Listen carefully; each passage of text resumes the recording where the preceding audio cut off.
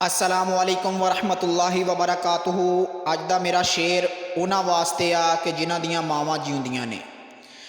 जिउंदी मां दी खिदमत कर लै, नाल मुरादां झोलियां पर लै।